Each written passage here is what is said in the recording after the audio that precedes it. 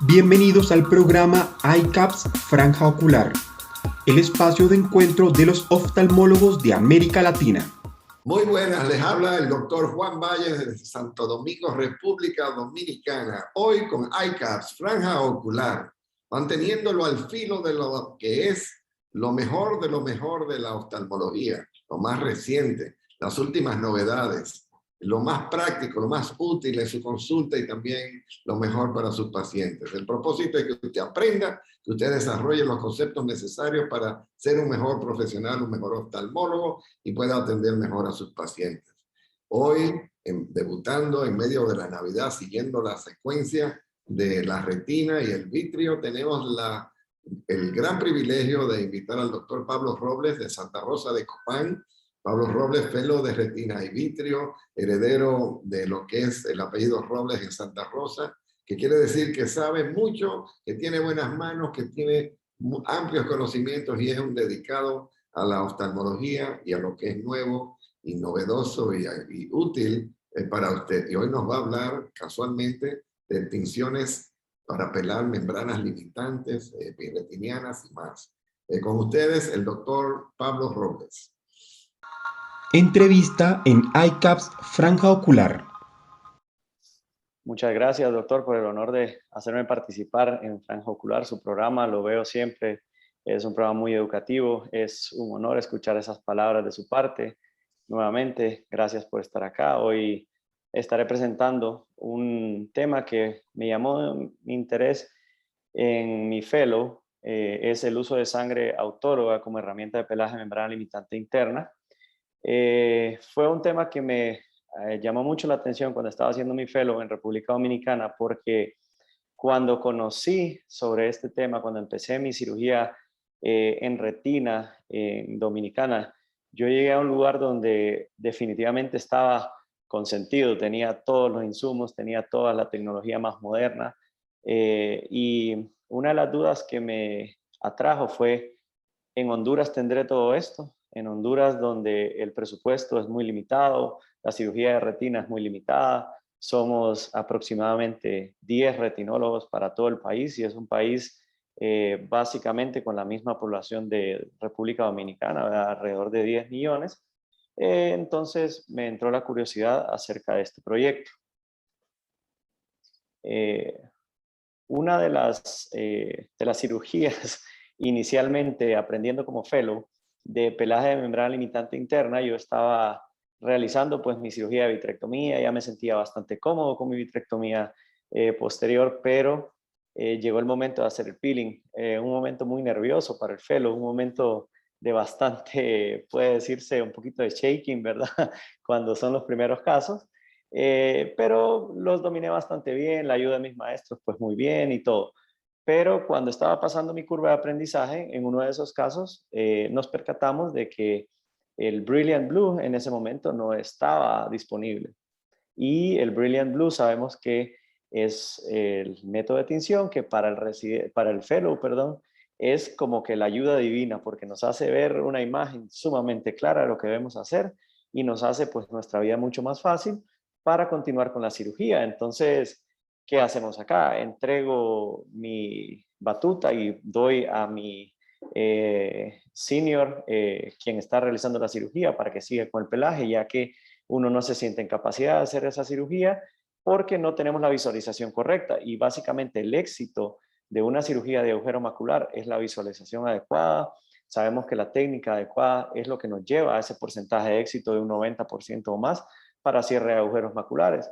Así que me entró en la pregunta: ¿qué hacemos en estos casos para que tener una mejor visualización sin el uso de métodos de tinciones convencionales y algo que tengamos a disposición todo el tiempo en el quirófano?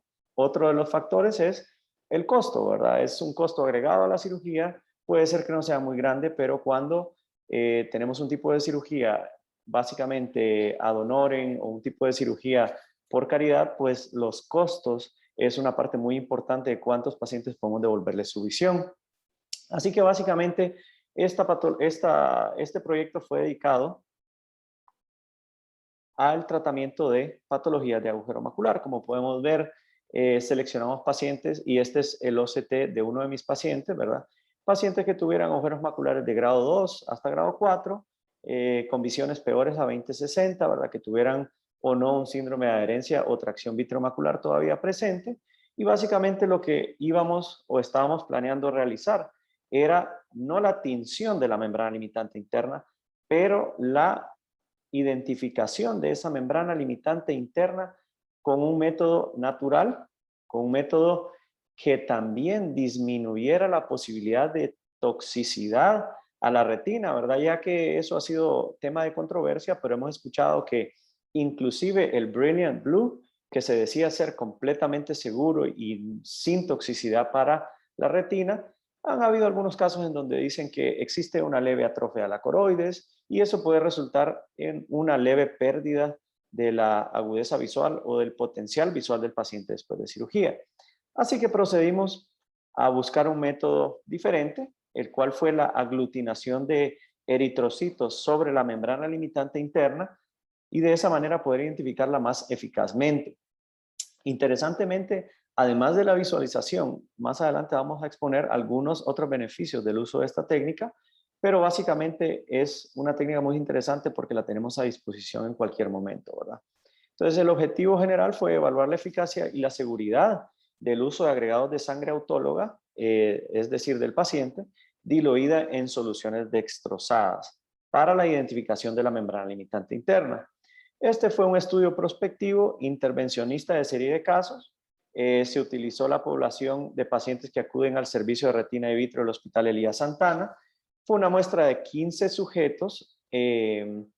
Afuera de estos 15 sujetos no estamos contando la base de sujetos que utilizamos para una curva de aprendizaje, porque la curva de aprendizaje sí es bastante necesaria. La curva de aprendizaje se cumplió por el fellow y se cumplió también por el attending que estaba supervisando dicho proyecto, ¿verdad? Y como había mencionado anteriormente, pues los pacientes tenían un diagnóstico de agujero macular desde grado 2 a grado 4 y con síndrome, con una adherencia o no adherencia vítrea. Hubo una excepción a todos estos pacientes seleccionados, el cual fue un agujero macular traumático, que más o menos vamos a ver más adelante el resultado que este paciente tuvo. Pero básicamente en lo que consistía el procedimiento era formar una solución de eritrocitos aglutinados sin tener que hacer una centrifugación, o sea, no tener equipo especializado, poderlo hacer directamente en quirófano, no antes de entrar al procedimiento, para evitar la contaminación de estos materiales, ya que esto es uno de los riesgos asociados a este tipo de procedimiento más severos, lo que nos puede aumentar un riesgo de una endoftalmitis. Lo que hicimos fue obtener 1 ml de sangre del paciente, sangre venosa, ¿verdad? De ese ml seleccionamos 0.0 ml en una solución no heparinizada, ¿verdad? Así que una jeringa no heparinizada, y lo diluimos en 9 partes de dextrosa al 5%. Se puede diluir en dextrosa al 10%, pero sabemos que las soluciones dextrosadas más altas pueden generarnos un poco de edema retiniano y pues nos dimos cuenta de que el 5% genera una aglutilación de eritrocitos bastante eficiente, bastante efectiva y además genera una solución bastante pesada que se precipita directamente hacia la retina, así que no hubo necesidad de utilizar soluciones dextrosadas más concentradas. El propósito de las soluciones dextrosadas es formar un fenómeno de Rouleau. Este fenómeno fue descrito hace mucho tiempo por un científico de apellido Rouleau. Él vio que en algunas patologías se generaba aglutinación de los eritrocitos como un coin stack o una columna de monedas, ¿verdad? Esto hace que ellos generen una adherencia, se precipiten, sean más pesados. Se ha descrito en muchas patologías sanguíneas, se ha descrito en los pacientes diabéticos, el aumento de la viscosidad sanguínea y todo. Entonces es un fenómeno muy conocido, ¿verdad? Pues formando esta solución, procedíamos a realizar nuestro procedimiento normal, una vitrectomía posterior. Luego de formar la vitrectomía posterior, tenemos que hacer un desprendimiento del vítreo posterior. Puede ser auxiliado con triamcinolona o puede ser auxiliado con esta misma solución, ¿verdad? Porque esto genera pues una aglomeración de eritrocitos sobre el vitrio, lo mismo que genera una aglomeración de partículas de triamcinolona sobre el vitrio, ¿verdad? No es una tinción, sino que es una aglomeración de las partículas sobre él. Y vemos acá pues suavemente bajamos la infusión hasta 10, un flujo de 10 ml por minuto, ¿verdad? Un flujo muy bajo. Vemos que los eritrocitos se precipitan y podemos proceder al pelaje de la membrana limitante interna. Esto lo que nos permite es una sensación muy natural, muy flexible de la membrana limitante interna, sensación que es muy diferente a la de una membrana limitante interna que ha sido teñida con métodos artificiales como el Brilliant Blue, ya que esta lo vuelve más frágil y lo vuelve como una sensación de papel que se puede romper al traccionar. Aquí vemos la identificación de estos pasos. En el inciso A, la precipitación de los eritrocitos. En el inciso B, esperamos que este eritrocito, después de 30 segundos, por su misma reacción plaquetaria, porque tenemos algunos detritos plaquetarios ahí, generen una leve adherencia a la membrana limitante interna, y luego comenzamos nuestro peeling como convencionalmente lo realizamos, ¿verdad? Iniciamos una incisión, generalmente pues buscamos un área inferotemporal para no generar un daño en la lectura de ese paciente y mejorar así aún más el pronóstico visual, y luego procedemos a hacer el peeling de membrana limitante interna como rutinariamente lo hacemos. Uno de los puntos a considerar es que hay que notar o hay que denotar los cambios normales que vemos por presión y por pelaje normal en la retina, porque cuando pelamos una membrana limitante interna, podemos ver microsangrados, que son los microtraumas por la adherencia a la limitante interna, y podemos ver un cambio palidecente sobre la retina que indica que hubo un cambio de presión sobre esta estructuralmente. Si vemos que únicamente barremos los eritrocitos, obviamente no estamos pelando la membrana limitante interna y el procedimiento no ha sido exitoso. Como pueden ver en el inciso D, hay una rexis básicamente perfecta, muy redondeada desde el inicio del pelaje hasta donde se continúa finalmente, y vemos que el agujero macular en la última toma está bastante cerrado, se podría decir. Los restos o los remanentes de eritrocitos no se tienen que retirar en su totalidad, inclusive han habido papeles de investigación en los que dicen que la aglomeración de eritrocitos o de precipitados de eritrocitos sobre el agujero macular o dentro del agujero macular incentiva la cicatrización de este agujero macular y puede proveer un cierre más eficiente. Luego del procedimiento se hizo un intercambio aire-gas SF6 al 14%, como rutinariamente hacemos, y al paciente se le indicó alrededor de 48 a 72 horas boca abajo, solo para seguridad de cierre de ese agujero, como rutinariamente se hace, ¿verdad?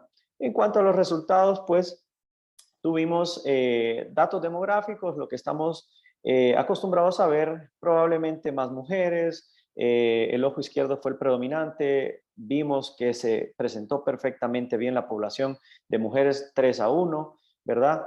En cuanto a los resultados quirúrgicos, vimos que el grosor macular en promedio de estos pacientes disminuyó alrededor de 141 micras, lo que indicó un éxito anatómico.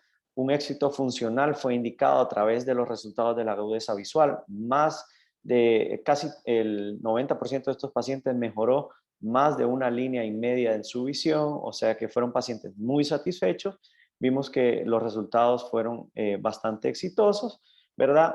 Tuvimos 2 casos en los que no hubo un cierre del agujero macular. Uno de los casos fue por error del fellow, ¿verdad? Uno de los casos, la membrana limitante interna se obvió, no se levantó. Me recuerdo muy bien de ese caso en la que la capa de eritrocitos simuló perfectamente bien estar pelando una membrana limitante interna, y por la falta de experiencia, probablemente yo creí que era la membrana limitante interna, no hubo cierre en ese caso. Y en un caso que fue una excepción que se hizo un waiver, por decirlo así, para entrar ese paciente al estudio, era un agujero macular traumático en el cual pues no hubo cierre o no hubo una mejoría visual después de que la paciente se sometió al procedimiento. Tenemos algunos casos clínicos que quiero discutir con ustedes, ¿verdad? Básicamente los OCT de los pacientes como resultados. Vemos que esto ha sido un tema popular. La doctora Berrocal hizo un papel de investigación acerca del uso de sangre autóloga en el cierre directamente sobre el agujero macular.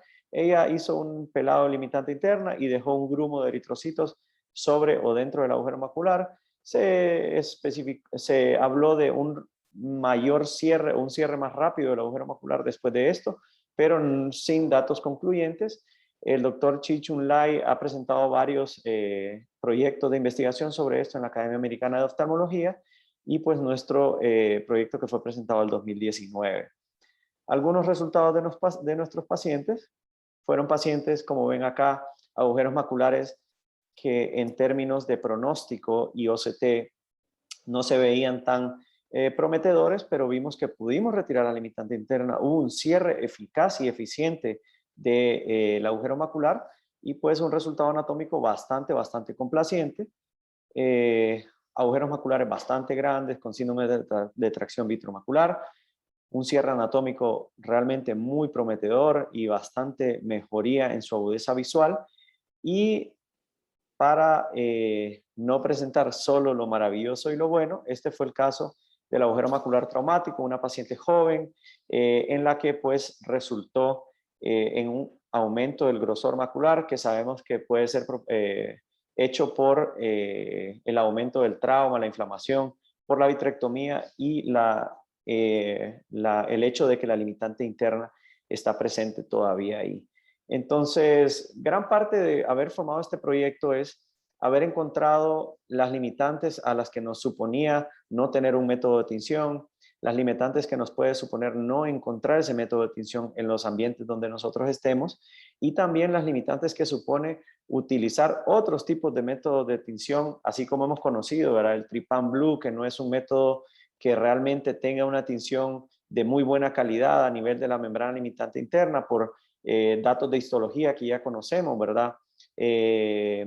También el verde indocianina, que sabemos que ha sido demostrado que su concentración y su prolongación en exposición y también la prolongación de la exposición a la luz dentro de la vitrectomía ha generado una citotoxicidad severa donde el paciente ha perdido mucho visualmente después de cirugías y han sido ampliamente comprobados. Esto es un método que no requiere ninguna tinción artificial, no requiere ningún gasto extra para el paciente más que una jeringa, un par de agujas, ¿verdad? Y la cooperación del personal médico, ya que en el protocolo nuestro, para evitar alguna iatrogenia o alguna pérdida en el protocolo de esterilidad, lo realizó nuestro anestesiólogo, ¿verdad? Ella era la que realizaba todas las tomas se hacían de la misma manera, por la misma persona, para evitar inconsistencias también. Entonces tuvimos resultados bastante favorables y fue un proyecto bastante interesante de realizar. Fue un reto realmente aprender, justo después de aprender con tinciones, pasar a una segunda curva de aprendizaje en un pelaje de la membrana limitante interna, que fue uno de los retos que tuve yo para la parte quirúrgica, ¿verdad? Pero eventualmente logré realizarlo. Una de las recomendaciones que yo deseo dar nada más, si alguien desea practicar este tipo de cirugía y para cualquier otra cirugía de agujero macular, ¿verdad? Como siempre, es la selección adecuada de pacientes. Hay que ver por qué se causó la patología, tener la curva de aprendizaje siempre, ¿verdad? Y asesorarse de los maestros adecuados y eventualmente pues tener una muestra de mayor tamaño para poder decir que ese 13%, esa representación de la población en una muestra de tamaño pues mayor no va a ser tan significativa. Esta fue mi bibliografía, ¿verdad? Y pues muchas gracias. Doctor Robles, gracias. Realmente maravillado por tu presentación y vamos a abrir ahora la discusión sobre el tema y yo te voy a guiar por donde te quiero llevar en cuanto a esto. Empecemos con el agujero macular y sabemos que Gass los clasificó y y probablemente los ojos que tenían la habilidad de hacer histopatología del doctor Gass se convirtieron en la OCT.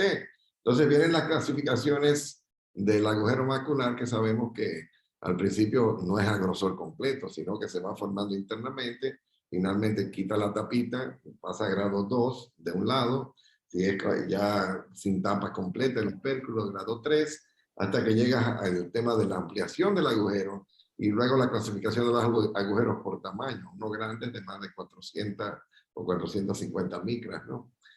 ¿Qué puedes decir de por qué funciona el pelado de la limitante interna en el agujero macular? ¿Por qué es tan importante? Sabes que al principio no lo hacíamos. Sí. Pues la teoría y la parte más importante del pelaje de la membrana limitante interna es que esto disminuye las fuerzas de tracción sobre los bordes del agujero. Entonces, generalmente la limitante interna genera algunas fuerzas de tracción alrededor del agujero que levantan estos bordes y no solo se debe a la tracción vítrea. Entonces, al generar ese pelado de membrana limitante interna, nosotros disminuimos esas fuerzas de tracción sobre las capas internas de la retina y esto le produce la facilidad de cerrarse y de generar una adherencia nuevamente al EPR. Entonces, esa fuerza o vectores que son los que abren el agujero hacia afuera son las que al quitar la limitante interna permiten con el gas que se pueda cerrar. Magnífico. Entonces, al principio, de las primeras ideas era poner algo adentro del agujero macular. Y recuerdo el TPA, que era el Tissue Plastic Activator, el TPA, o la fibrina o sangre autóloga, algo que alara hacia adentro, hacia el centro del agujero y lo cerrara y ayudara en la cicatrización que producía el cuerpo. Pero luego vinieron otras técnicas, a ver cuáles otras puedes mencionar, porque hay tantas hoy día. Cuando fui a la academia ahora aparecieron inclusive 2 nuevas. ¿Qué otra cosa puedes hacer para cerrar el agujero? Históricamente, doctor, inclusive se llegó a intentar hasta lesionar a propósito la coroides que estaba directamente dentro del agujero macular y se pensaba que generando una lesión pues se iba a cerrar ese agujero y iba a tener una mejoría de agudeza visual, pero obviamente se encontró que al lesionar la coroides pues había una atrofia severa, sí había un cierre básicamente del agujero, pero este agujero en ocasiones se volvía más grande. Actualmente lo más nuevo que se está hablando es relativamente nuevo, es el trasplante autólogo de retina, ¿verdad? Donde nosotros tomamos una porción de retina periférica, la transportamos hacia el área del agujero macular y la dejamos sitiada sobre el área donde sería la fóvea. Realmente esta técnica pues genera un cierre de un agujero macular bastante eficiente, inclusive anatómicamente. En el OCT pues vemos un resultado anatómico maravilloso porque podemos observar que las capas de la retina mantienen su integridad, pero los resultados visuales siguen siendo básicamente los mismos aún con estas técnicas. Desgraciadamente no hemos encontrado una manera donde podamos recrear la fobia y podamos mejorar el pronóstico visual de estos pacientes, aunque sí se dice que el trasplante autólogo de la retina mejora o aumenta el porcentaje de éxito en los cierres, ¿verdad? Lo único que exponemos a este paciente a un riesgo leve de un desprendimiento de retina porque estamos generando un agujero periférico y esto pues nos podría dar un pequeño riesgo o un aumento en el riesgo de un desprendimiento de retina. Sabes que estuve en la Universidad de Duke, que es donde empezaron a hacer estos trasplantes de retina, es decir, hacen una biopsia de retina, primero fotocoagula porque has de hacer un Sí. luego se corta la retina y con mucho cuidado porque hay que mantener la cara anterior debidamente orientada, se lleva este opérculo a sellar el agujero. Luego los pones con gas, lo pegas, pero tienes que dejar esto con aceite de silicona. Ellos usan el de 1000 Centistox. El problema está que en las manipulaciones del gas o del aceite es muy fácil que se disloque el trasplante, pero para aquellos agujeros de más de 450 micras, realmente han logrado cerrar agujeros que antes eran prácticamente imposibles. ¿Y qué me dices de, y acabamos de hacer una, el doctor Navarrete y yo hace una semana, del uso de la misma limitante interna como relleno del agujero macular. Sí, es una técnica muy interesante, también la he intentado. Funciona bastante bien, genera casi la adherencia que genera un trasplante autólogo de retina, ¿verdad? En realidad, en este caso, pues lo mismo que usted menciona, ¿verdad? Depende bastante de la habilidad del cirujano, qué técnica quiere hacer, si queremos hacer como un sunflower, donde vamos pelando los pétalos y lo vamos posicionando dentro del agujero macular, o si simple y sencillamente queremos tomar una porción del pelaje de la limitante interna que hicimos y colocarla sobre el agujero. He ahí la dificultad donde hacemos el intercambio de aire líquido, ¿verdad? Donde podemos aspirar directamente la porción de la limitante interna. Entonces, algunos cirujanos usan un poquito de perfluorocarbono también para dejarlo en su sitio, líquido pesado, y después retirarlo, pero sí requiere de una cierta habilidad. Para el cierre de agujeros maculares de mayor tamaño, definitivamente es una opción bastante buena. Lo otro que vi, y ese se presta mucho a nuestro medio porque existe la membrana amniótica liofilizada, ¿no? Sí. Y es el de usar pedacitos de membrana amniótica que puedas llevar con las pinzas calibre 23 o 25 justo sobre el agujero y utilizarla de la misma manera que hacen la biopsia de retina, con la ventaja de que no tienes que hacer la biopsia, simplemente buscar un tejido que no es más que una plataforma de colágeno sobre el cual crecen las estructuras, que para mí es increíble que se pueda rehabilitar fotorreceptores y todas las capas de la retina para rellenar el agujero. Y ahí viene el estudio de el agujero, de tener un cierre anatómico, no necesariamente implica que hay un aumento en la función visual del paciente. Lo digo porque muchas veces en el consentimiento informado tenemos que aclararle al paciente que sí va a mejorar la visión, pero no le podemos prometer visión 20/20. Realmente son muy pocos los casos que llegan a una visión perfecta, y tener un 20/50, un 20/70 es una maravilla después de un agujero macular. No quita que yo he tenido agujeros maculares de 20/30. Es raro, pero puede ocurrir. Pero no podemos ilusionar al paciente a que el 100% de las veces van a mejorar. Entonces ahí viene lo otro. ¿Qué tiempo le vas a dejar el gas? ¿Y por qué usas SF6 y no C3F8? Según la literatura, sí, y realmente sí se puede ver en los resultados en la práctica. El cierre del agujero macular debe de darse en las primeras 48 horas.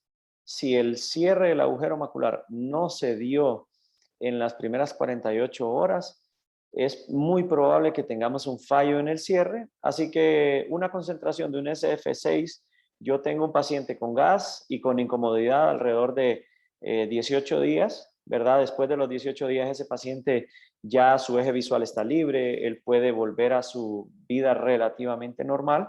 El C3F8 yo creo, y en mi opinión personal, dura mucho tiempo, el paciente se angustia un poco después de 2 semanas y no ve absolutamente nada o ve muy mal por el gas. Entonces es mi preferencia utilizarlo. El C3F8 es bastante bueno también para el cierre de agujeros maculares. Prefiero yo el SF6 porque su tensión superficial es un poco más alta en los primeros días, así que me dice que, o me asegura que los bordes están un poquito más apretados. Inclusive hay quienes discuten en algunos temas que la tensión superficial más alta la tiene la burbuja de aire, y como el aire podemos fácilmente estar 72 horas o un poquito más con una burbuja de un tamaño superior al 60%. Hay quienes dicen que el aire es suficiente para, pero todos nos curamos en salud y utilizamos SF6 en la mayoría, ¿verdad? Para el cierre de estos agujeros. Mencionaste en tu conferencia que hay otras opciones porque empezamos usando Tripán Azul, hablaste de la toxicidad, luego el Brilliant Blue, el dual, la tinción dual, que no solamente es útil para teñir las membranas epirretinianas, sino que puedes volver a teñir para teñir la limitante interna. En ese sentido, y el verde de indocianina, dime cómo te sientes en cuanto a las alternativas. Digamos que las tienes todas. ¿Qué tú preferirías? A mí me gusta personalmente el Brilliant Blue. generalmente cuando he utilizado otros métodos, he tenido que hacer una segunda tinción. El Brilliant Blue, si aunque no haga una tinción excelente en el primer intento, siempre me permite ver un área de la limitante interna. Y como tengo accesos a métodos de visualización muy buenos, mi microscopio es de muy alta calidad y mi sistema de visualización posterior es de muy alta calidad, pues he sentido muy poca la necesidad de hacer una segunda tinción. Inclusive me siento muy cómodo haciendo pelajes de membrana limitante interna sin tinciones.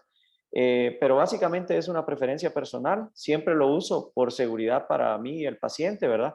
Pero el Brilliant Blue es el que más me ha funcionado. Inclusive he intentado mezclarlo con soluciones dextrosadas también, porque podemos realizar la mezcla con solución dextrosada para hacerlo un poquito más pesado, pero no veo la necesidad. Es un método muy eficiente. No he visto datos por OCT ni siquiera crónicos de toxicidad en mis pacientes, así que he usado ese método con regularidad.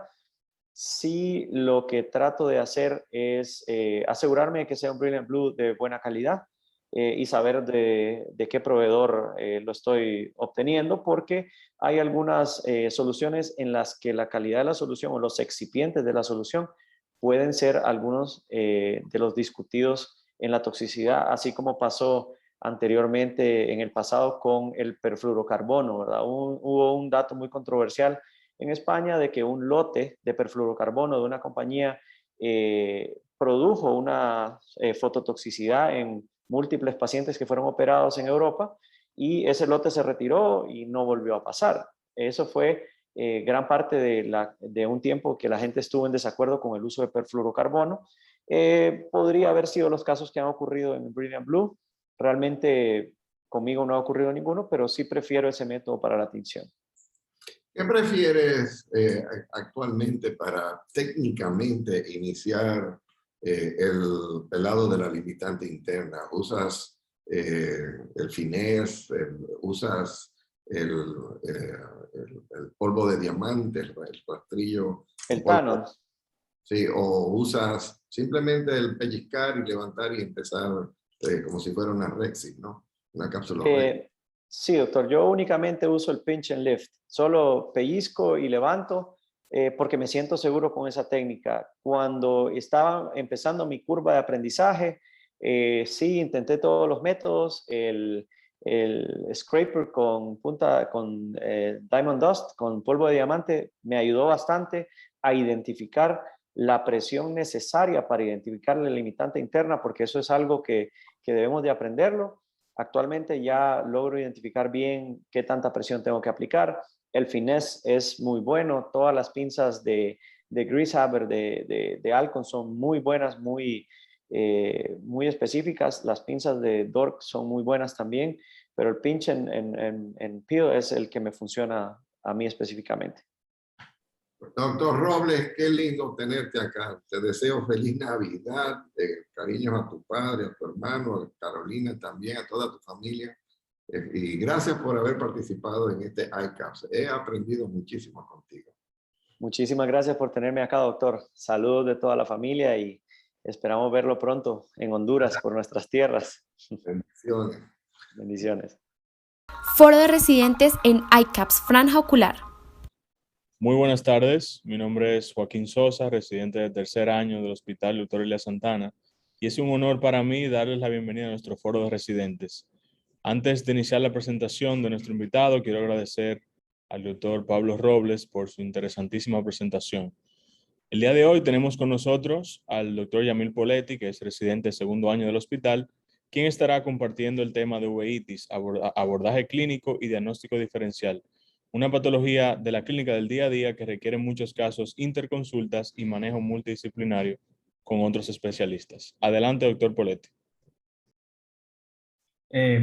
Hola, buenas tardes con todos. Muchísimas gracias al doctor Sosa por la presentación. Quiero agradecer al doctor Juan Valle por la invitación y felicitar también al doctor Robles por la presentación que hizo previamente. Muy interesante, sobre todo lo que se tocó en la exposición previa. El día de hoy les tengo una presentación sobre una patología que, como muy bien dijo el doctor Sosa, es una patología que requiere un manejo multidisciplinario y además es importante saber qué pasos vamos a tomar para nosotros poder llegar a un diagnóstico diferencial, ya que de esta manera podemos orientarnos a qué cosa va a ser necesario solicitar, qué estudios y qué manejo le vamos a ofrecer al paciente. Para la siguiente presentación, traigo primero unos objetivos de clase, que es lo que espero podamos aprender todos de esta presentación, iniciando por reemplazar los conceptos básicos de la uveitis, seguido ya de conocer los pasos a seguir frente a un paciente con el diagnóstico de uveitis, y finalmente ya reconocer cuáles son los estudios de apoyo diagnósticos necesarios para cada uno de estos pacientes. A grosso modo, la uvea es el tracto del ojo que funciona como una capa vascular y se encuentra ubicada tanto entre la esclera y el neuroepitelio de la retina. Este consiste en 3 porciones, las cuales son el iris, el cuerpo ciliar y la uvea. En la patología, la inflamación de la uvea se describe como la uveitis y es simplemente una definición amplia de lo que es la inflamación de estas estructuras. Estas se pueden definir según como se denominó por la nomenclatura estandarizada de uveitis, SAN por sus siglas en inglés. En anterior, la cual va a tener algunas características clínicas típicas, que son la celularidad en la cámara anterior, los precipitados queráticos, presencia de nódulos en el iris, y van a ser la presentación más común de uveitis, representando aproximadamente entre un 70 y 80% de los casos. Luego, seguido por frecuencia, sigue lo que es la panuveitis y la uveitis posterior, y finalmente la uveitis intermedia. Por lo general, como podemos ver, la uveitis anterior no suele ser de características infecciosas. Entonces, en este esquema podemos ver que cuando hablamos de una uveitis anterior, podemos encontrar una iritis, una iridociclitis o una ciclitis anterior. Cuando pasamos ya a ver lo que es una uveitis intermedia, vamos a tener una pars planitis o una ciclitis posterior. Cuando hablamos de un compromiso o de una uveitis posterior, hablamos de una coroiditis, corioretinitis, neurocoroiditis, retinitis y neuroretinitis. Y ya cuando nos referimos a una panuveitis, lo que estamos hablando es de un compromiso de estas 3 estructuras. El grupo de SAN, de la nomenclatura estandarizada, también categorizó la uveitis según la presentación, si es que es repentina o insidiosa, la duración de esta, si es que es limitada o persistente, según con un punto de corte de 3 meses, y el curso, si este era agudo, recurrente o crónico, dependiendo si es que habían episodios de inactividad entre estos. Pasando ya a la parte clave de esta presentación, en muchas literaturas se habla de que el paciente con uveitis necesita de un abordaje comprensivo. Y para esto es importante una muy buena historia clínica, donde podamos abordar antecedentes familiares, sociales, los viajes o donde el paciente reside, así también como los medicamentos y otras patologías que puedan estos presentar. Es importante también evaluar por completo lo que son todos los sistemas del organismo para poder llegar a un diagnóstico definitivo y poder orientarnos hacia nuestro manejo. Según las literaturas, algunas dividen estos abordajes en 5 pasos que podemos observar aquí y los vamos a ir desarrollando durante la siguiente clase. Empezando por los datos demográficos. La información demográfica es importantísima, ya que esto puede variar según la edad, el sexo, la raza, la etnia y también los lugares de donde el paciente proviene. Podemos ver, por ejemplo, ahí que en una raza negra va a ser más común una sarcoidosis, mientras que podemos ver que en los nativos americanos puede ser un aspecto más autoinmune, como en el Boc-Koyanagi-Arada síndrome. Es importante, como dato demográfico, poder separar también a nuestros pacientes según los grupos etarios, ya que vamos a ver que en niños, por ejemplo, es más común una uveitis secundaria a una artritis reumatoide juvenil, mientras que ya en adultos se asocia a las enfermedades del HLA-P27, también conocidas como la espondilitis anquilosante o las autopatías seronegativas. En caso de ya pacientes mayores de 65 años, usualmente Lo más común es encontrar una uveitis anterior de aspecto idiopático. He ahí entonces la importancia de la edad, ya que al nosotros poder dividir en qué grupo etario se encuentra nuestro paciente, nosotros vamos a poder orientarnos hacia cuál es la etiología más probable. Como segundo paso, es importante determinar entonces el curso de la enfermedad. Como lo describí previamente, se va a tomar un punto de corte de 3 semanas, donde tenemos una duración menor de 3 semanas, con un inicio repentino se va a considerar como una enfermedad aguda, mientras que una duración mayor de 3 semanas y que tenga un inicio insidioso se va a considerar como una patología ya crónica. Si dividimos por frecuencia, vamos a ver que en las agudas, lo más típico y de inicio explosivo es las espondilopatías seronegativas y la endoftalmitis, por ejemplo. Mientras que en las crónicas podemos ver enfermedades como la artritis reumatoide juvenil, la tuberculosis, sarcoidosis, entre otro tipo de patologías de diferente aspecto.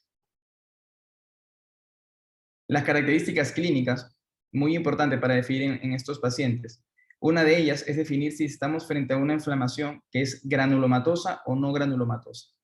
Felizmente, los oftalmólogos tenemos una ventaja, que es la evaluación del ojo. Nos permite observar el tejido que está comprometido y de esta manera, de una u otra forma, llegar a esa conclusión de si es una inflamación granulomatosa o no. Una de ellas es a través de los precipitados queráticos, los cuales no son más que células inflamatorias que se van a adherir al endotelio junto con restos de pigmento y van a formar o se van a distribuir en un triángulo llamado el triángulo de Arlt. La apariencia de estos es la que nos va a permitir reconocer si estamos frente a una patología granulomatosa o no, ya que las CAPIs en una patología granulomatosa tienden a ser grandes, de apariencia grasosa y de color amarillento. Generalmente se les dice que son en grasa de carnero, mientras que los no granulomatosos son más finos y más distribuidos.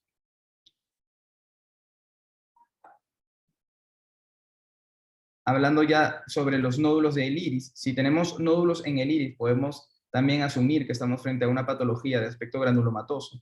Podemos ver en la imagen a la izquierda los nódulos de Kepi, que son aquellos que crecen a nivel del margen pupilar. Tenemos los nódulos de Busaka, que crecen también a nivel del estroma. Y también hay algunos nódulos que se describen como los nódulos de Berlín, que pueden estar presentes en el ángulo camerular. Otras características que podemos observar son los granulomas coroideos que vemos en la imagen de la derecha. El poder definir si una uveitis es granulomatosa o no nos va a ayudar al punto de que podemos reducir de una posibilidad de casi 75 diferentes causas de uveitis, podemos reducirlas hasta llegar a una lista de tan solo 10 entidades, entre las que podemos encontrar una patología muy común en lo que es Centroamérica y Sudamérica, como la tuberculosis. En nuestra realidad, en nuestra sociedad, es importante siempre sospechar de este tipo de patologías, ya que es muy común. Otra que es muy común también y que debemos descartar es la sífilis. Con respecto a otras características, hay que evaluar si este presenta algún otro signo oftalmológico. Un signo muy típico de las uveitis asociadas a la HLA-B27 es el hipopión, por ejemplo. Entre otras que pueden también aparecer con endoftalmitis o una leptospirosis. Si hablamos ya de la atrofia del iris, la patología más común que presenta una atrofia de iris sectorial por lo general son lo que son unas uveitis virales, por lo general causadas por el virus del herpes zóster o el virus del herpes simplex. Si encontramos opacidades o células vítreas, podemos pensar en algunas otras patologías inflamatorias dentro de estos quistes de algunos parásitos. Mientras que si vemos edemas maculares, podemos pensar nuevamente en alguna patología por HLA-B27 o puede ser también por el síndrome de Burko-Yamanaka-Arada, entre otras.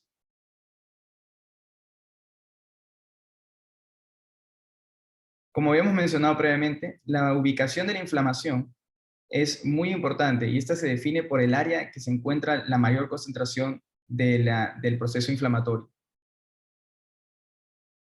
Cuando hablamos de una uveitis anterior, tenemos que tomar en cuenta que lo más común son patologías de tipo no infecciosas. Dentro de estas, las espondilocartopatías seronegativas, que pueden ocupar un 21%.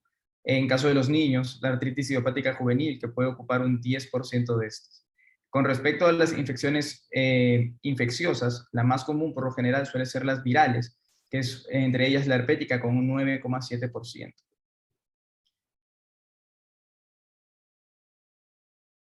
Existe un acuerdo que refiere que las uveitis posteriores es más común una etiología infecciosa. Entre estas, la toxoplasmosis, que ocupa el 40% de las etiologías de uveitis posterior. Si tenemos una panuveitis, mucha literatura sostiene que la principal causa de esta tiende a ser de una característica idiopática. Sin embargo, como podemos ver en la presentación, tenemos una larga lista de patologías que también podrían manifestarse como una panuveitis. Dentro de estas, ya la muy mencionada tuberculosis, así como la toxoplasmosis, por lo que siempre que tenemos un paciente es importante hacer un buen cuestionario para poder llegar a tomar esas decisiones, si son características idiopáticas o si tenemos alguna característica infecciosa y poder pensar en estas patologías o en estos microorganismos. Cuando hablamos ya de una uveitis intermedia, esta ocurre en un poco número de casos, generalmente un 13%, y lo más común es que no sean de tipo infeccioso. De hecho, el principal que se describe es de origen idiopático.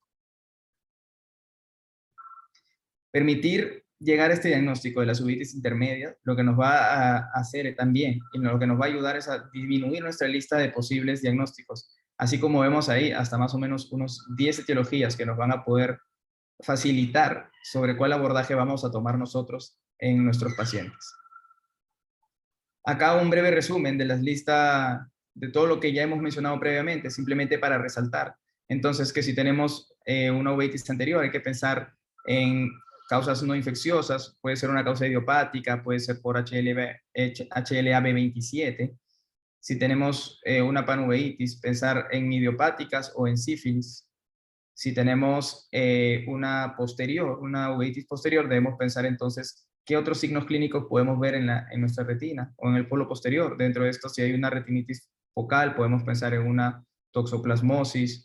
Si vemos multifocal, ya podemos pensar en citomegalovirus, sarcoidosis, entre otras.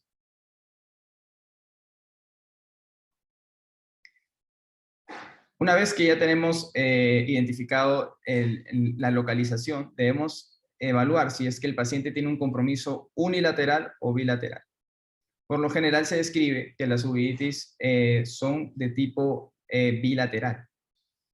Sin embargo, las enfermedades parasitarias tienden a ser unilaterales, como la toxoplasmosis, por ejemplo. Entonces, con respecto a la unilateral, ya tenemos, entonces definimos que nuestro paciente tiene un compromiso unilateral, ya sabemos cómo evaluar si es granulomatosa o no. Entonces, a partir de esas, si encontramos una uveitis unilateral y granulomatosa, debemos pensar en uveitis anterior viral o en tuberculosis. Si tenemos una uveitis unilateral y no granulomatosa, pensar en las artropatías seronegativas.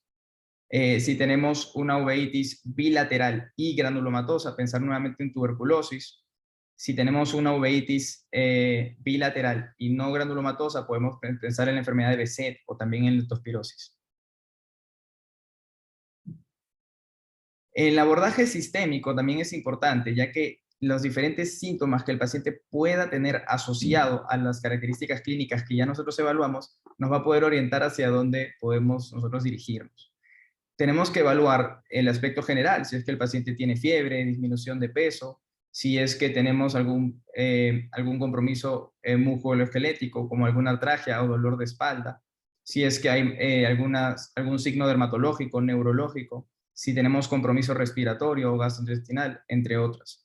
En esta tabla, por ejemplo, podemos ver que si el paciente tiene algún tipo de psicosis, podemos pensar en alguna enfermedad autoinmune. Si tenemos úlceras orales, pensar, por ejemplo, en Behçet, que se caracteriza por esa presencia de las úlceras en las mucosas.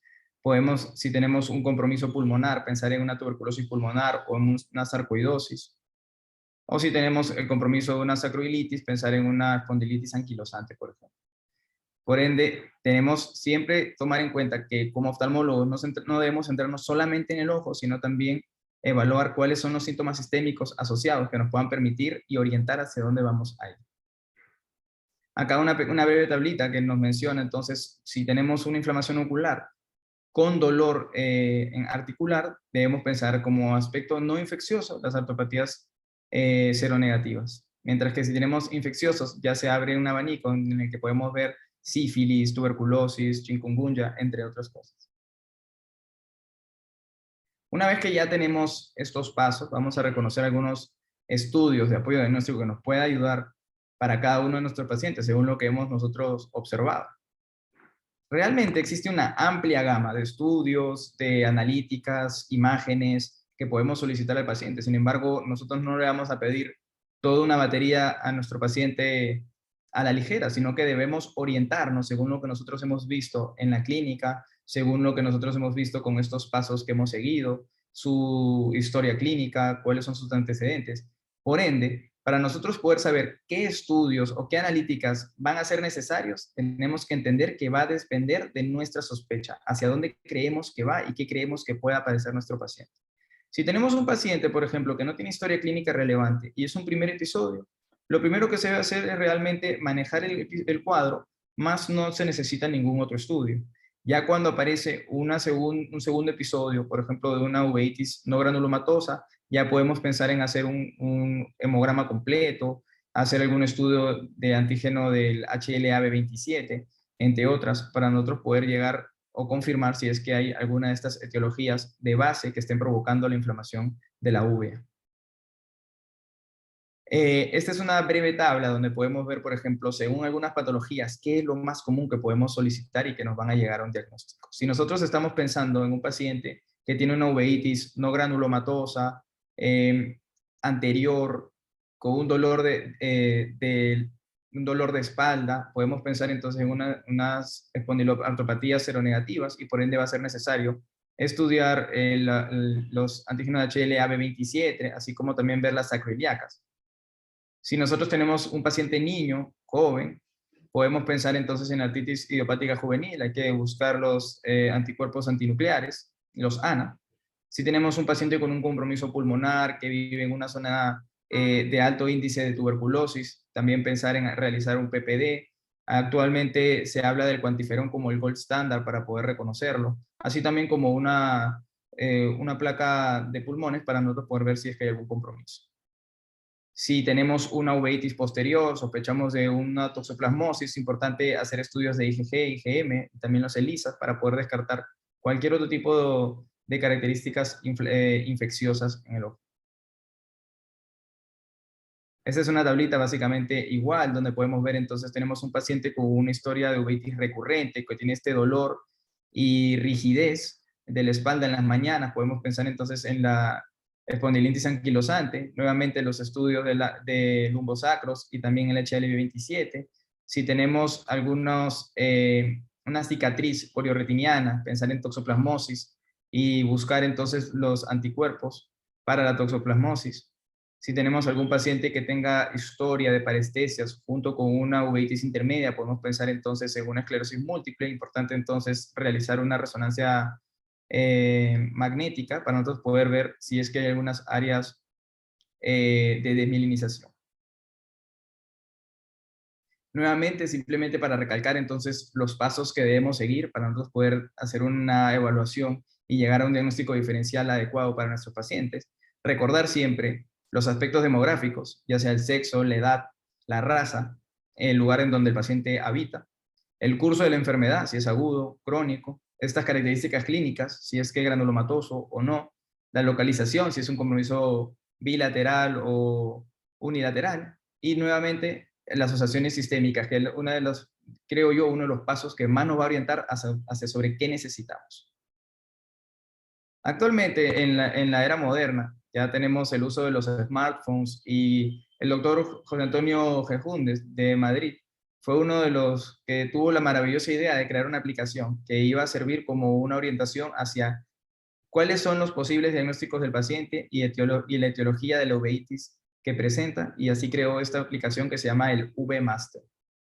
El V-Master básicamente está basado en el método de naming meshing, fue un método descrito por los doctores Nozick y Smith en 1988. Básicamente lo que ellos utilizan en este método son algunos de los pasos que hemos mencionado previamente: la localización anatómica, el tipo de CAPIs o precipitados queráticos que pueda tener, cómo es la evolución, si es que es la lateralidad, si es uni o bilateral, la edad del paciente, si es que hay una buena respuesta a los esteroides, si tiene algunos signos secundarios a nivel ocular o si tiene hallazgos sistémicos. Luego de que se ingresa la data, en la aplicación nos suelta una gráfica, como podemos ver ahí a la mano derecha, sobre cuáles son las posibles etiologías y sus probabilidades en un porcentaje, y por ende también guiarnos hacia sobre qué estudios podemos solicitarles y de esta manera poder facilitarnos llegar a un diagnóstico y a un correcto manejo de nuestros pacientes. Realmente la uveitis es un tema muy amplio, el cual podríamos pasarnos muchísimas horas conversando de esto. Hay muchos temas que discutir, muchos signos clínicos. Sin embargo, en esta presentación lo que busqué es tratar de orientar a todo residente que tenga un caso de uveitis enfrente sobre cuáles son los pasos a seguir, en qué debe considerar y qué no se debe olvidar. Sin más que agregar, esta es la bibliografía que utilicé para la presentación del día de hoy y espero haberlos ayudado con este tema y que haya sido de su agrado. Muchísimas gracias. Eso es todo. Gracias, doctor Poletti. Excelente resumen. Y vamos a hablar de cosas prácticas ahora. Sabes que la uveitis, ya cuando uno tiene muchos años viendo casos de largo seguimiento, como bien has presentado, tiene todo un algoritmo de cómo debes abordar al paciente con uveitis. Así es. Quizás el primer creador de estos algoritmos fue el doctor O'Connor, Dick O'Connor, que empezó en San Francisco, pero luego estuvo en el Mass Pioneer. El doctor O'Connor, que fuera también el profesor del doctor Culbertson en materia de uveitis, hablaba de la historia siendo quizás lo más importante, y el formulario al que sometían al paciente con uveitis tenía como 30 páginas llenas de preguntas. Imagínate que tú estás en el hospital de referimiento de California o de Massachusetts, y cuando te llega un caso referido es porque nadie ha podido dar con la causa, ¿no? El tema es que el doctor O'Connor, dentro de todas esas cosas que bien mencionaste, clasificaba rápidamente que si era unilateral, que si era bilateral, que si era joven, que si era de media mediana, si era anciano. Ubicaba inmediatamente la cronicidad o agudeza de la enfermedad, porque cada una de ellas tiene características diferentes. Y luego viene el tema de la región geográfica también donde viven, porque hay cosas que ocurren en Norteamérica o que no ocurren en América del Sur o que no ocurren en Europa. O sea que hay una serie de factores en ese historial clínico que ya empiezan a darte la idea de lo que es la etiología. Dicho todo eso, el mismo O'Connor publica un trabajo en el que evalúa a más de 3.400 pacientes referidos al Mass Pioneer con el diagnóstico de uveitis, más de 3.000 pacientes. Y tienes que saber que el laboratorio de uveitis, el Low Laboratory, es uno de los laboratorios más sofisticados que hay en el mundo, que te hace cualquier prueba, cualquier prueba. Y claro, la batería de pruebas a estos pacientes cuando llegaban con uveitis podían llegar a más de 100 etiologías, ¿no? Buscando aquello que era desconocido. Y adivina qué, a pesar de ser Boston, a pesar de ser Harvard, a pesar de las pruebas, el 40% de los pacientes con uveitis quedaban sin diagnóstico. Es decir, que el manejo del paciente con uveitis, uno se tiene que hacer amigo de no saber la etiología y saber lo que tiene que hacer. Entonces, el agregado a eso es que por experiencia yo he aprendido a no necesariamente saber la etiología, poder manejar la uveitis, y curiosamente pasan a veces 2 años, 3 años, 4 años en algunos casos, y de repente aparece la causa etiológica. Y te digo esto porque uno se desespera, uno quisiera poder entrar ahí adentro y hacerle el diagnóstico definitivo. Uno de los grandes adelantos a esto del diagnóstico en los casos fantasma, que no sabemos la etiología, o los idiopáticos, es la PCR. Entonces se han desarrollado laboratorios que pueden, con biopsias de humor acuoso, de humor vítreo, llegar a una etiología, pero una PCR para una uveitis anda por los $15,000, simplemente para enviarla al único laboratorio en Estados Unidos donde te hacen esas cosas. Creo que Buenos Aires lo tiene, en Madrid existe a través del doctor Gibunder la capacidad de poderle hacer estos diagnósticos, pero llega a ser algo sumamente costoso. Entonces ahí voy a lo que te voy a preguntar. ¿Qué buscas cuando te llega por primera vez un paciente que tiene edad intermedia y uveitis monocular que ha de ser diferente hacia bilateral? Pues por lo general, uno bilateral tiende a ser una causa infecciosa, doctor. Entonces, pensando, por ejemplo, en nuestra realidad, en los países, digamos, tercermundistas, podemos pensar entre, por ejemplo, la toxoplasmosis, si es que tenemos un compromiso predominantemente posterior, o también, por ejemplo, una infección viral también. Debemos pensar más en un tipo infeccioso. En cambio, si viene algo bilateral, podemos pensar, por lo general, más en algo autoinmune, o también puede ser infeccioso, pero de un compromiso más sistémico, como por ejemplo la tuberculosis. Pues ahí te voy con otra gota de sabiduría. El doctor Schlegel, que dirigió por muchos años los estudios de uveitis por histoplasmosis, tenía una estrategia a propósito de esta pregunta que te hago, muy sencilla. Porque si era unilateral, podía ser cualquier cosa, pero si era bilateral, ya tú bien has dicho, tiene la posibilidad de ser algo infeccioso. Y si es infeccioso, por ende, tiene la posibilidad de ser curable. Por supuesto. Entonces, Schlegel se limitaba a hacer las pruebas solamente de aquellas cosas que tenían tratamiento. Por ejemplo, sífilis, toxoplasmosis, tuberculosis, aquellas causas virales de citomegalovirus o Barn, que hoy día realmente tienen cura, o la enfermedad de Lyme. Pero negativas esas pruebas, ya el tratamiento tenía que ser empírico, basado en los antiinflamatorios, los esteroides. Porque si no es infeccioso, no le vas a tener un tratamiento específico. ¿Te das cuenta? Tú no tienes que hacer las 1001 pruebas en todos los pacientes, sino limitarte a hacer las pruebas para las cuales tú tienes posibilidad de darle tratamiento. Y eso te simplifica la vida enormemente. Entonces, sí, realmente, doctor, yo entiendo que en una patología como la uveitis hay muchas personas que dicen, es muy sencillo, hay que bajarle simplemente la inflamación con esteroides. Pero en verdad va mucho más allá de eso. Lo importante es, como dice usted, ser práctico y entender cuáles son las patologías más predominantes o prevalentes en donde nosotros estamos, en el grupo etario del paciente, y basarnos en qué podemos ofrecerle al paciente para poder ayudarlo.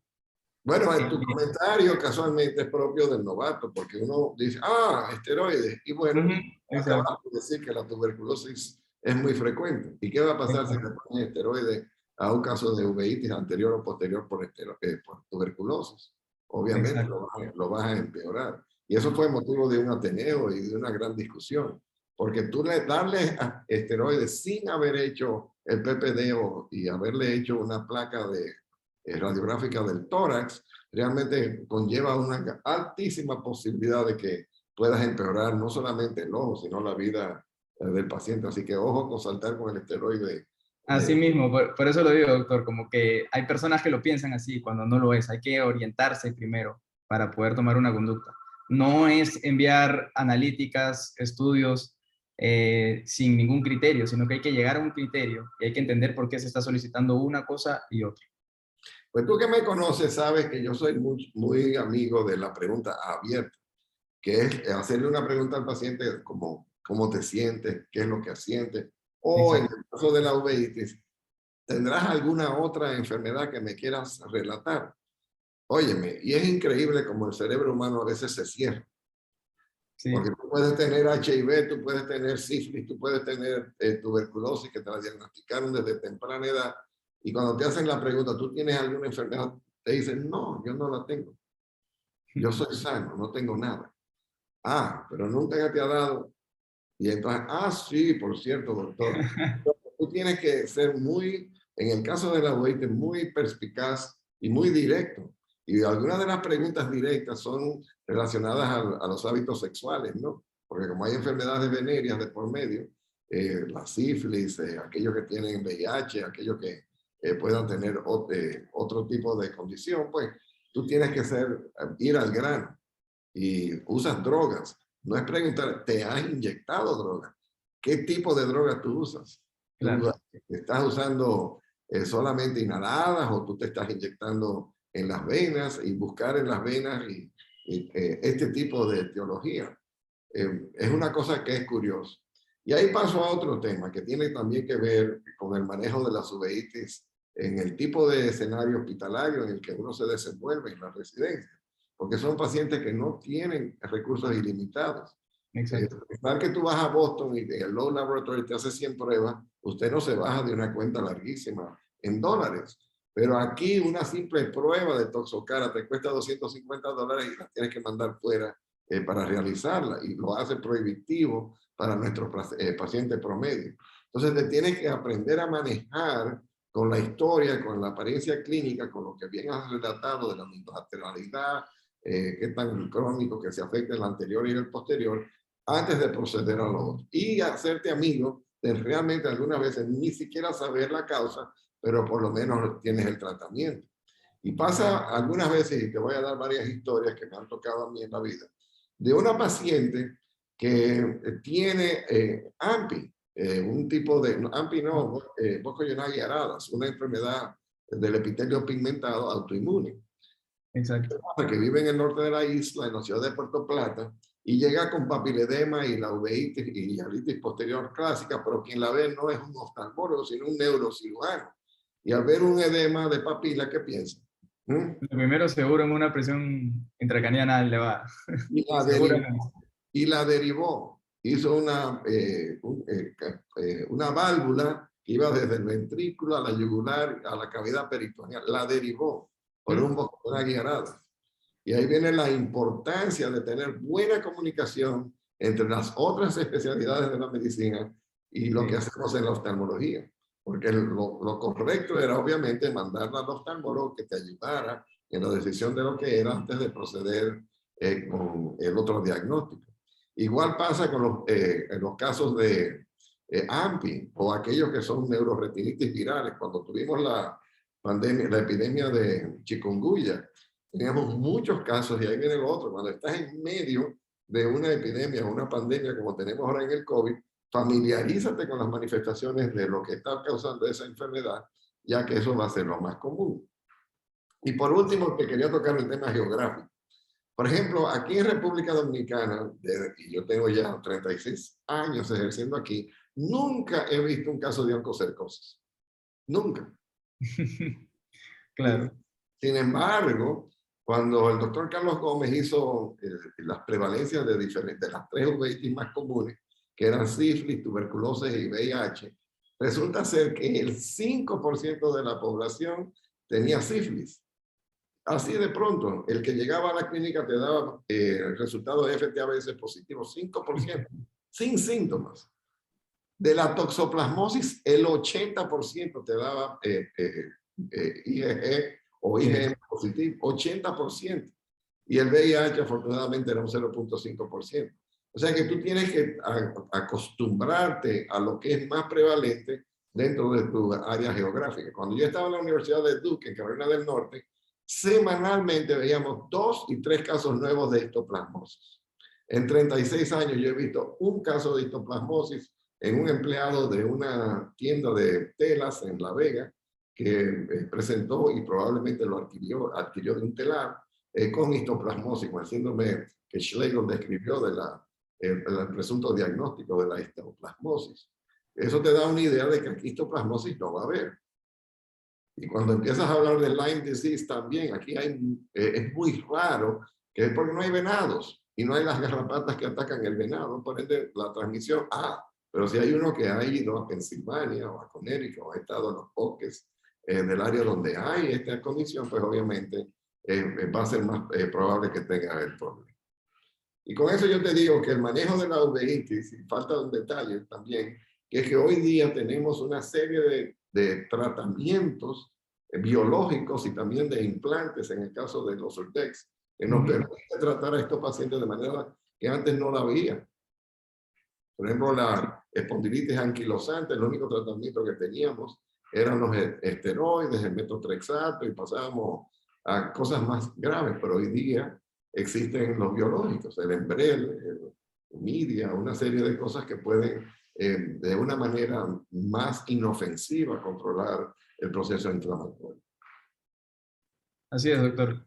Y de verdad, como usted lo mencionó, simplemente para hacer un énfasis a los que están viendo la clase, hay que ser muy meticuloso, como usted muy bien lo dice. Tan simple como revisar el paciente de la piel y podemos encontrar esas manchitas características del BKH, y quizás el doctor que le hizo la derivación hubiera podido pensar en esa patología. Hay que ser muy meticuloso. A veces somos oftalmólogos, nos quedamos en el ojo, pero nos olvidamos de que el ojo es la ventana también a otras patologías sistémicas y que nos puede ayudar a determinar algunos diagnósticos. Así que yo invito a todo el mundo a ser más meticuloso, incluyéndome a mí, cuando estamos frente a un caso de uveitis, ya que si bien la gran mayoría es idiopática, haciendo una buena clínica y siguiendo los pasos necesarios, podemos quizás conseguir llegar a ese diagnóstico y darle un beneficio a ese paciente, sin necesidad de que el paciente gaste en tantos estudios que no sean necesarios para la patología que padece. Así mismo. Doctor Poletti, gracias. Gran tema. Nos vemos la semana que viene. Muchas gracias. Linda tarde.